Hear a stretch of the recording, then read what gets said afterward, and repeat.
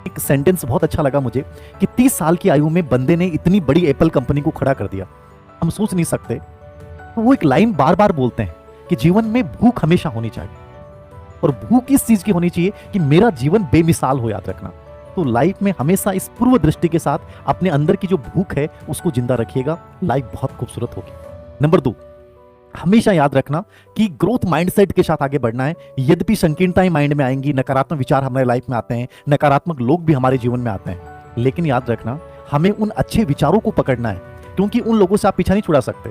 लेकिन गलत से पीछा छुड़वाने में हमें अपनी ऊर्जा को खर्च भी नहीं करना है। हमारी ऊर्जा जो होनी चाहिए, याद रखना, वो अच्छी चीजों को पकड़ने में होनी चाहिए। वो कोई भी हो सकता है, वो संगति हो सकती है। मैं बार बार इस चीज पे बल देता हूं कि अपनी लाइफ में 5 अच्छे लोगों को चुनो। यदि आपको छठा इंसान अच्छा बनना है तो 5 अच्छे लोगों के साथ रहना पड़ेगा। आप ऐसे लोगों के साथ रहिए जो आपसे श्रेष्ठ हैं, जो आपसे उच्चतर विचारों के हैं, क्योंकि यदि तुम 6 बेकार लोगों के साथ रहोगे तो 7वें बेकार तुम बन जाओगे।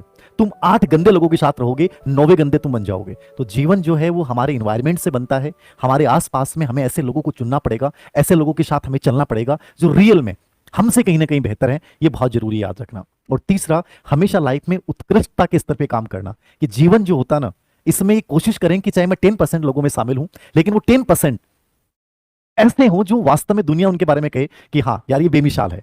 तो उत्कृष्टता के स्तर को प्राप्त करने के लिए चाहे जितना आपको त्याग करना पड़े, जितना समर्पण करना पड़े, आपको करना चाहिए। यदि प्रतिकूल परिस्थितियां, नकारात्मक चीजें लाइफ में आती हैं, लेकिन फिर भी मुझे ऐसा लगता है कि इंसान अपने इस अंदर की इस भूख को जिंदा रखता है और सही लोगों के निर्देशन में आगे बढ़ता है, तो लाइफ में पॉजिटिव परिवर्तन जरूर आता है, याद रखना।